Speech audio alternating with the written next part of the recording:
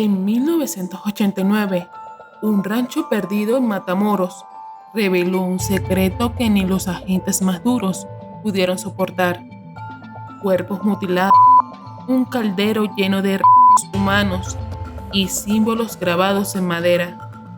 Aquello no era una simple escena del crimen, era el altar de un culto que mezclaba narcotráfico, magia negra y la promesa peligrosa de que la muerte podía obedecer a un hombre. Esta es la historia del día en que México descubrió a Adolfo de Jesús Constanzo, el brujo que convirtió el horror en religión y que juraba ser intocable.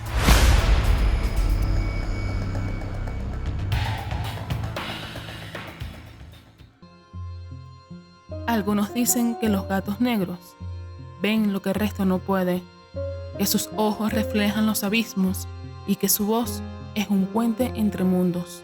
Esto es La voz del gato negro, el lugar donde las historias paranormales cobran vida a través de Dani Maggie y Edna.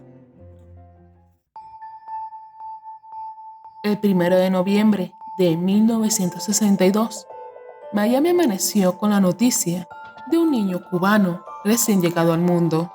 Nadie podía imaginarlo entonces, pero ese pequeño, llamado Adolfo de Jesús Constanzo, crecería para convertirse en el rostro más temido de la frontera entre México y Estados Unidos.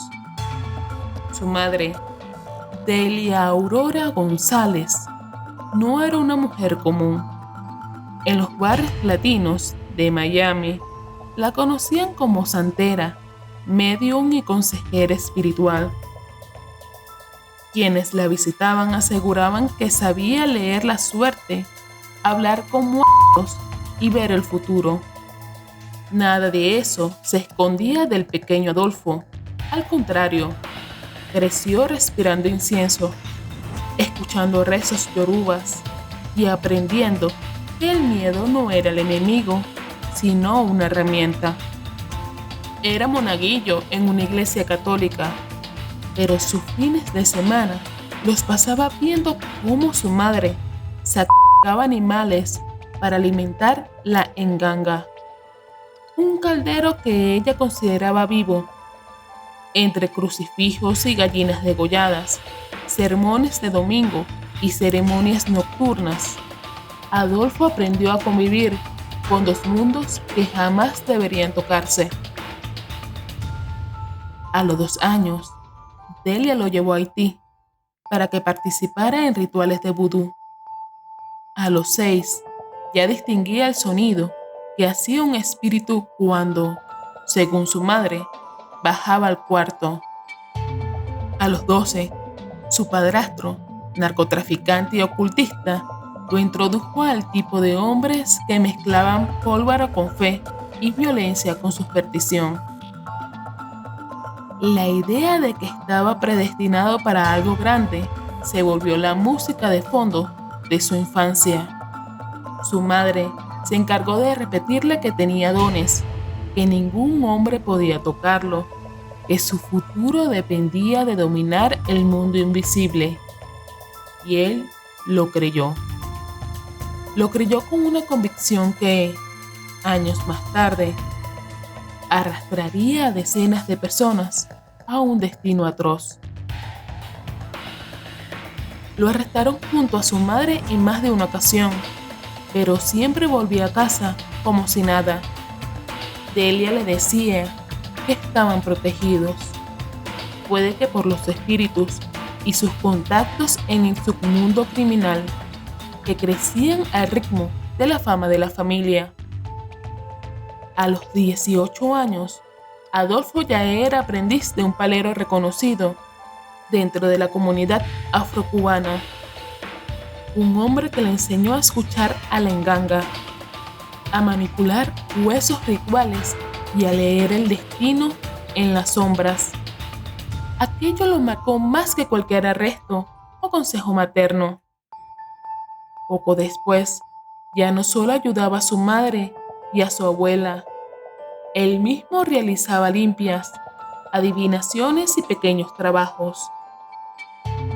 Usuarios de sustancias ilícitas, músicos, mecánicos, mujeres desesperadas, todos querían algo de aquel muchacho que acertaba fechas, nombres y traiciones como si las hubiera visto antes. En 1983, tras varios roces con la policía y con un ego que crecía a la sombra de cada predicción cumplida, Adolfo decidió que Miami era demasiado pequeña para él y creía que México era una tierra fértil para quienes sabían moverse en la oscuridad, un país donde políticos, artistas y criminales buscaban protección espiritual. Llegó a Ciudad de México a los 22 años, con una maleta ligera y una confianza abrumadora. Y allí descubrió algo que cambiaría el rumbo de su vida. Su carisma era tan peligrosa como sus rituales. En las noches de Zona Rosa, donde modelos, policías judiciales y narcotraficantes convivían sin hacerse demasiadas preguntas, Adolfo se convirtió en una presencia necesaria.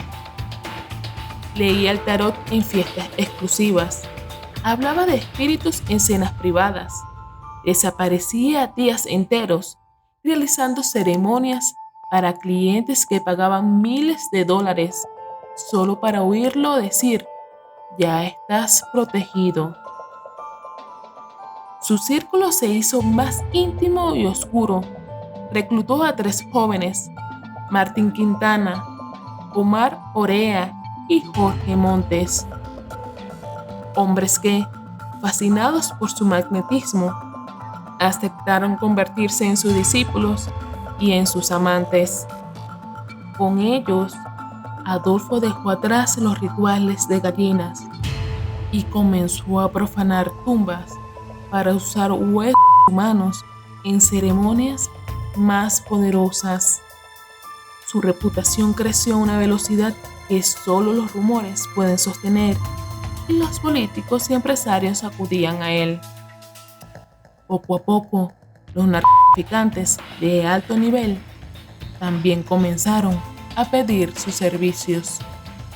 Entre ellos, uno que marcaría un giro irreversible: la familia Calzada, un clan criminal que controlaba rutas de sustancias ilícitas en el norte de México.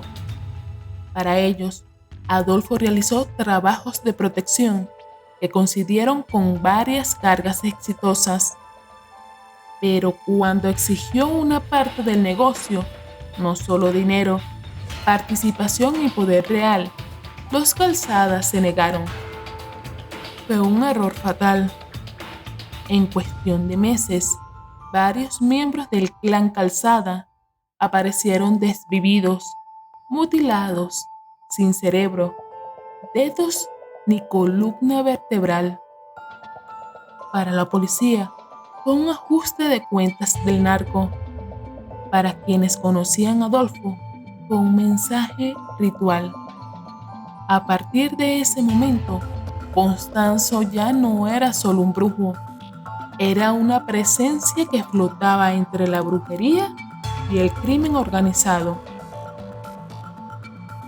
Cuando Adolfo Constanzo llegó a Matamoros, Tamaulipas, en 1987, sus intenciones eran establecer una base para sus operaciones.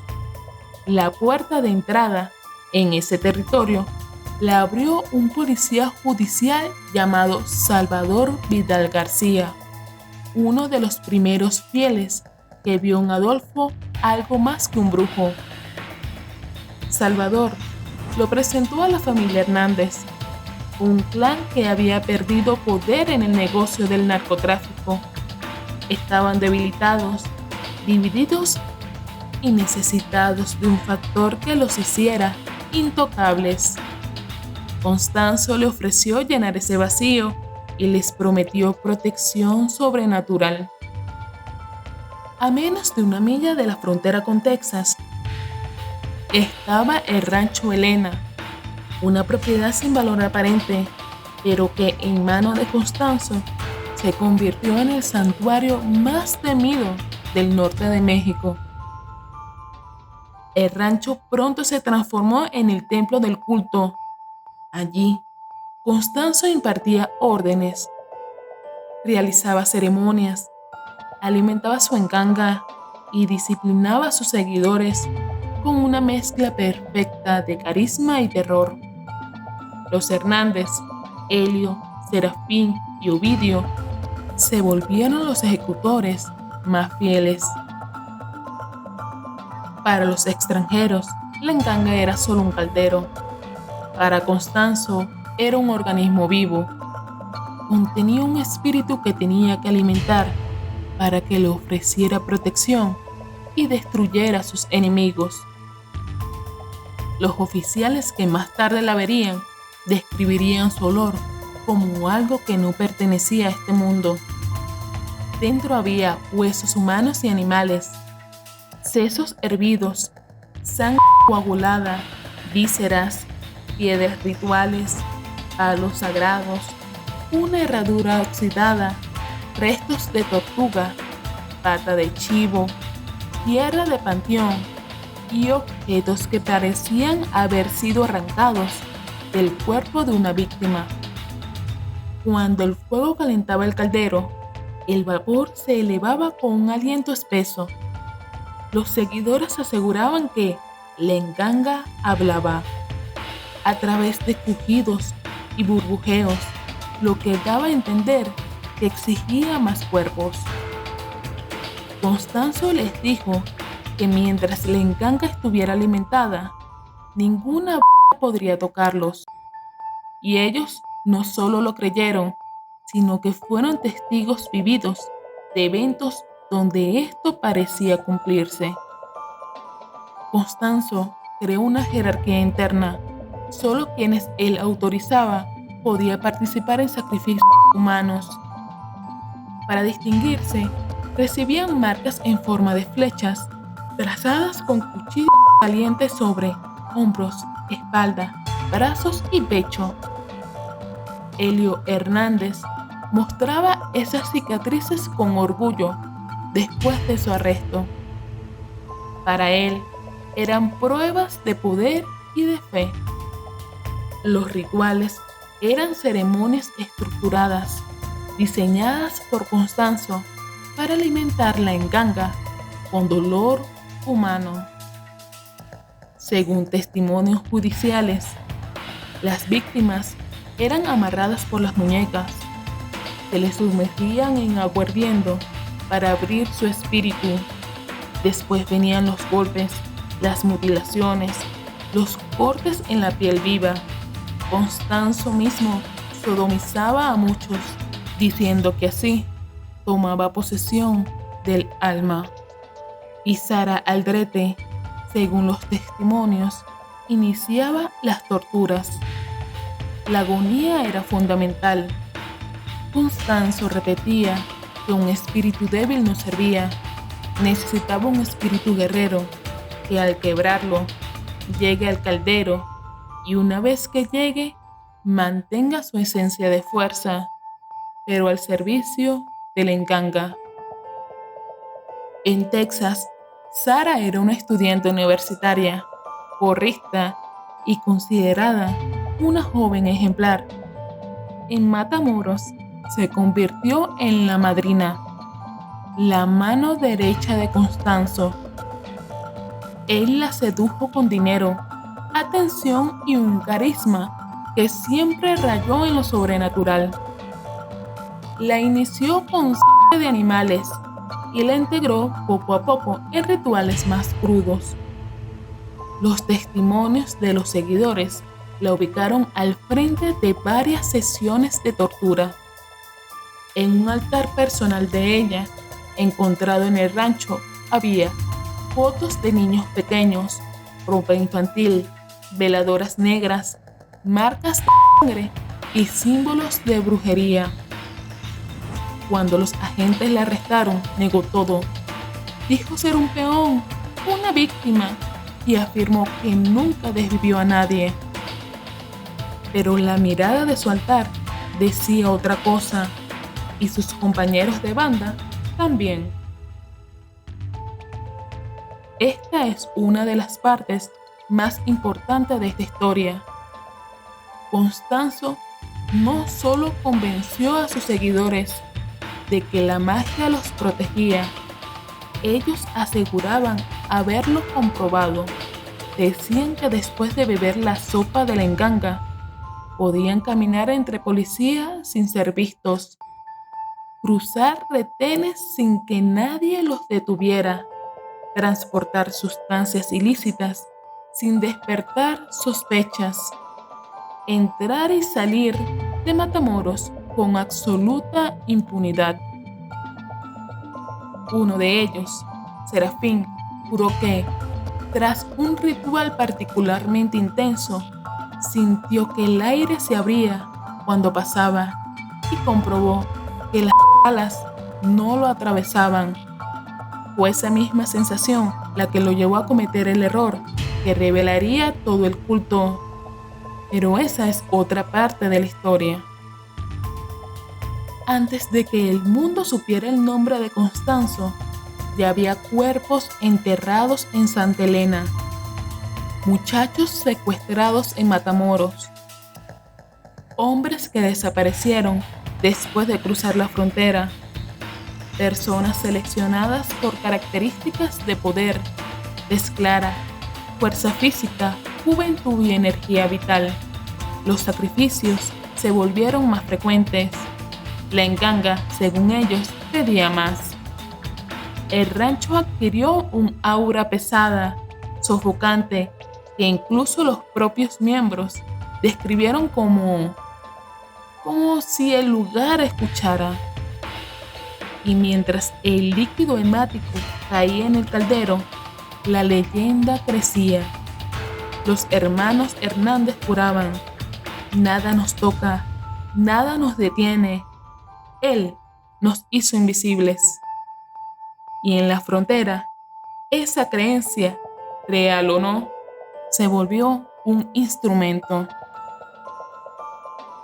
En menos de un año, Constanzo dejó de ser brujo para convertirse en una leyenda fronteriza.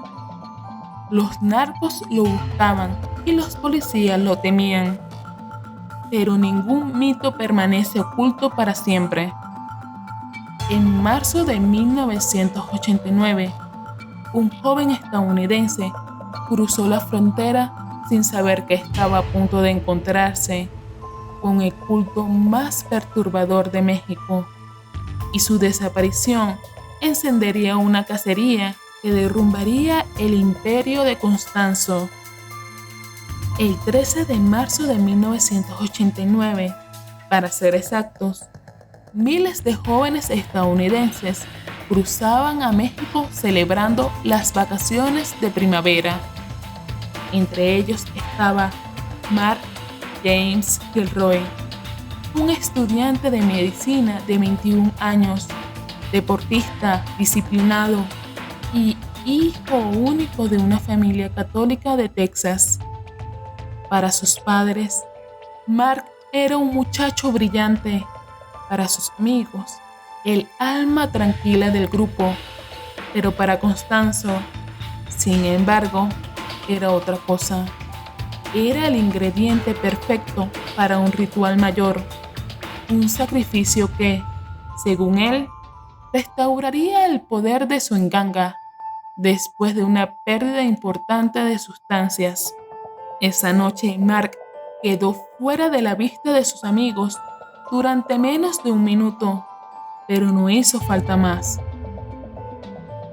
Era aproximadamente las 2 de la madrugada cuando Mark se alejó para orinar en una calle lateral, y nadie imaginaba que a menos de 30 metros 2 camionetas estaban estacionadas esperando órdenes de Constanzo.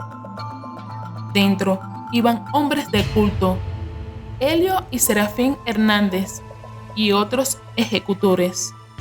Cuando vieron a Mark, alto, rubio, atlético, joven y estadounidense entendieron que era el elegido.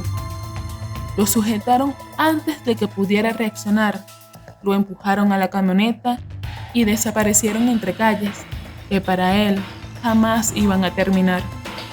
Sus amigos lo esperaron unos minutos. Después de llamarlo y buscarlo, no dieron con él. Mientras eso sucedía, los otros lo llevaban al rancho de Santa Elena antes del amanecer. Mark preguntó qué querían, por qué lo habían llevado allí. Le dijeron que nada malo iba a pasarle. Le dieron comida y le hablaron con una calma inquietante. Pero en el corral, aislado del resto del mundo, el olor lo delató todo. Por el mediodía, lo llevaron a un cuarto. Le ataron las manos y los pies. Sara Aldrete, según testimonios, estaba presente y Constanzo entró con un machete. La partida de este mundo de Mark no fue inmediata. Fue una ceremonia en la que, según contaron los ejecutores, Constanzo quería un espíritu fuerte, poderoso, que alimentara la encanga como ningún otro. El final lo recibiría en la nuca. Después su cuerpo fue mutilado. El cerebro fue hervido en el caldero. Las piernas fueron cortadas para enterrarlo. Y un alambre fue insertado a lo largo de su columna vertebral para poder recuperar los huesos cuando el cuerpo se descompusiera. Toda esa noche, según los seguidores, la encanga estuvo más activa que nunca. Los hombres decían haber sentido una energía que recorría el rancho como viento eléctrico. Decían que la tierra vibraba. Las horas pasaron en Texas sin noticias de Mark. Sus amigos avisaron a la policía y sus padres, horrorizados, cruzaron inmediatamente la frontera. La información comenzó a circular de estación en estación. En Estados Unidos, el caso se volvió urgente. La embajada presionó. La policía unió fuerzas con la mexicana y el FBI se unió. Por primera vez, la sombra de Constanzo empezaba a ser percibida por un mundo que ni siquiera sabía que existía. Pero nadie sabía aún que la pista decisiva no la daría un detective brillante, ni un informante, ni un avance tecnológico, sino un error, un acto de soberbia. El 1 de abril de 1989, uno de los miembros del culto, Serafín Hernández García, condujo hacia el rancho pasando por un retén militar. Llevaba a María Juana, un arma calibre 38 y la absoluta convicción de que era invisible. Por eso, Serafín no se detuvo cuando los soldados le hicieron la señal. Aceleró. Los militares lo persiguieron, lo detuvieron y obtuvieron la información que necesitaba. La policía llegó al rancho Santa Elena días después. Al aproximarse, incluso antes de abrir la casucha donde Constanzo realizaba sus ceremonias, el olor los golpeó.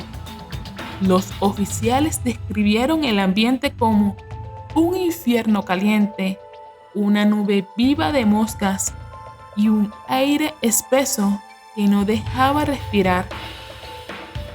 Dentro encontraron velas negras derretidas, objetos punzantes manchados, un altar con ojos, chiles, monedas, ropa infantil, cabras decapitadas, restos animales y humanos, pequeñas ollas con órganos y un tridente. Algunos policías dieron un paso atrás, otros se persinaron y uno vomitó. Pero ninguno olvidó lo que sintió. Los seguidores detenidos señalaron el corral, y y uno de ellos dijo: «Están ahí todos». Lo que encontraron fueron 13 cuerpos en distintos estados de descomposición. Muchos fueron decapitados, otros mutilados, varios sin columnas, costillas ni corazón, y entre ellos uno cuya identidad estaba marcada en los dientes, Mark Kilroy. En pocas horas, el rancho se convirtió en noticia mundial. Reporteros, helicópteros, investigadores y curiosos. Cuando el rancho Santa Elena se convirtió en escenario de excavaciones, cámaras y murmullos de espanto, Adolfo de Jesús Constanzo entendió algo que jamás había contemplado. Había perdido el control y sintió miedo. 3 días después del hallazgo de los cuerpos, mientras la prensa internacional hablaba de brujería, sacrificios humanos y rituales de poder, Constanzo se escabulló de Matamoros con un pequeño grupo de sus más devotos. Sara Aldrete, su mano derecha, Martín Quintana Rodríguez, su amante y discípulo, Omar Orea Ochoa, otro iniciado de confianza, y Álvaro de León Valdés, conocido como el Dubi. Llegaron a la Ciudad de México usando nombres falsos, autos prestados y una red de contactos que Constanzo sostenía desde sus años como brujo, con gente poderosa. Cambiaban de departamento cada pocos días, siempre en zonas de clase media o media alta. Y aún así, la paranoia avanzaba. Constanzo quemaba dinero en el lavabo para borrar rastros energéticos. Ordenaba limpias espirituales improvisadas. Consultaba caracoles, cartas y huesos. Decía que podía ver a los agentes acercarse como sombras. Y repetía una frase: si me atrapan, regreso más fuerte. Si muero, no muero. En la Ciudad de México, su nombre estaba por todas partes.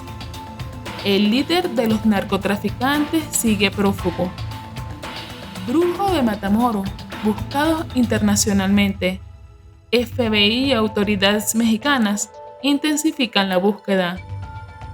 La fotografía de Constanzo aparecía en puestos de periódicos, noticieros y transmisiones de última hora.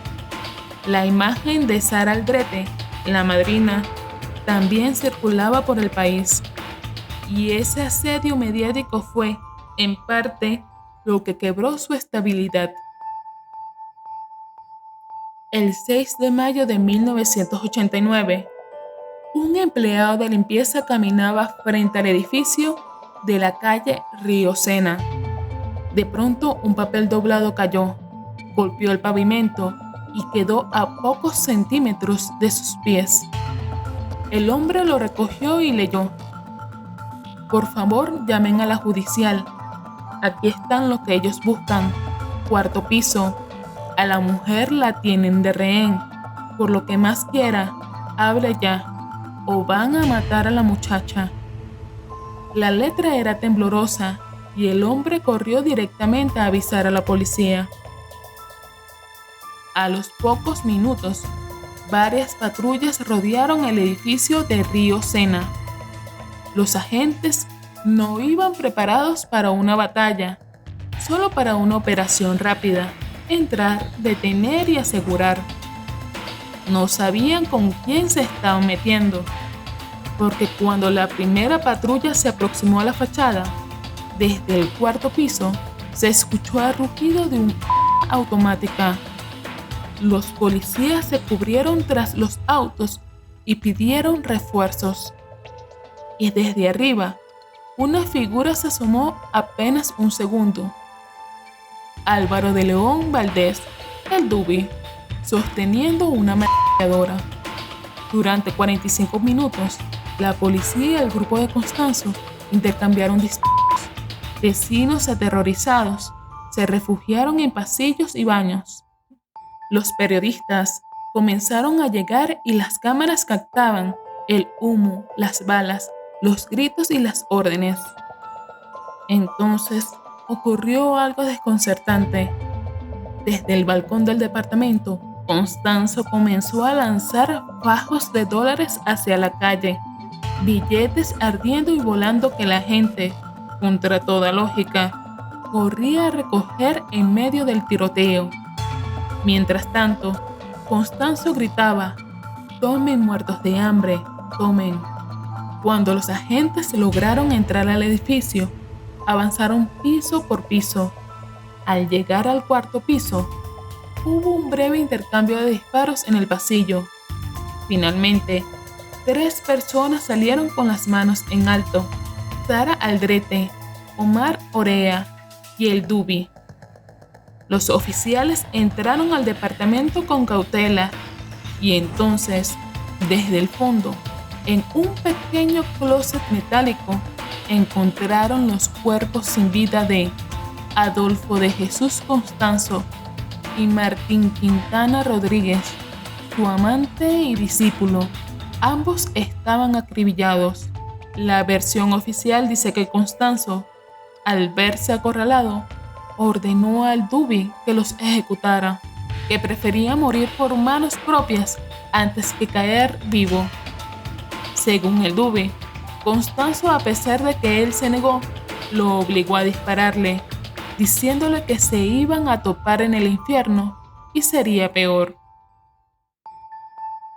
Los agentes que vieron la escena aseguraron que Constanzo aún tenía los ojos ligeramente abiertos, como si siguiera desafiante incluso después del impacto. En la morgue dijeron algo que los acompañaría por años. Los ojos de Constanzo parecían seguirlos, como si no se hubiera ido del todo. Y entre los sobrevivientes y los rumores de cárcel se repetía una frase que él había dicho días antes de morir: «Si muero, no muero». Tras la muerte de Constanzo, la policía volvió a Santa Elena, esta vez con más determinación, pero también con un miedo más abierto. Las excavaciones trabajaban en turnos de día. Nadie quiso acercarse de noche. Los forenses retiraban huesos con guantes. Los periodistas, aún conteniendo náuseas, describían escenas que parecían sacadas de un infierno rural. Cuerdas carcomidas por la sangre, postes ennegrecidos y tierra removida. Y fue en ese contexto que ocurrió una de las decisiones más extrañas en la historia criminal del país. Primero dijeron que quemarían la casucha para evitar que curiosos o participantes de brujería la usaran como santuario. Era una explicación lógica, casi administrativa, pero después, lejos de las cámaras, varios agentes confesaron otra cosa. No queríamos que siguiera ahí. Ese lugar estaba vivo. Policías endurecidos por años de servicio afirmaron que dentro de la choza el aire se movía aunque no hubiera viento. Otros dijeron que escucharon pasos detrás de ellos, incluso cuando sabían perfectamente que estaban solos. Un agente aseguró que sintió una mano tocarle el hombro. Otro se negó a volver a entrar porque la oscuridad parecía cambiar de forma. Los lugareños confirmaron que no era imaginación. Desde antes del operativo final, algunos afirmaban ver sombras que cruzaban al corral a medianoche, luces que se encendían donde no había electricidad, formas humanas caminando entre los matorrales. Después de la quema, aseguraron que los perros ladraban hacia un punto exacto del terreno, como si algo invisible siguiera allí. Los oficiales llamaron a un curandero. Él pidió sal, realizó oraciones y solicitó que todos se mantuvieran afuera mientras hacía lo suficiente para debilitar lo que estaba dentro. Solo entonces rociaron gasolina y encendieron el fuego. Algunos policías juraron que escucharon un gemido dentro del humo. Otros dicen que eso nunca pasó, que fue el viento. Lo cierto es que nadie se quedó mirando hasta el final. Se retiraron antes de que la estructura colapsara por completo. Nunca hubo un cierre total del caso, ni se identificaron a todas las víctimas. La muerte de Constanzo no borró lo que había creado, y en Matamoros, aún hoy hay quienes aseguran que, algunas noches de viento, se escuchan pasos en la zona donde estaba la casucha, que algo se mueve entre los mezquites, que el aire cambia y que una figura camina cerca del antiguo corral como si vigilara. ¿Habías escuchado antes este caso? ¿Qué te ha parecido? Suscríbete, activa la campanita y acompáñanos. Habla la voz del gato negro. Nos vemos en el próximo capítulo.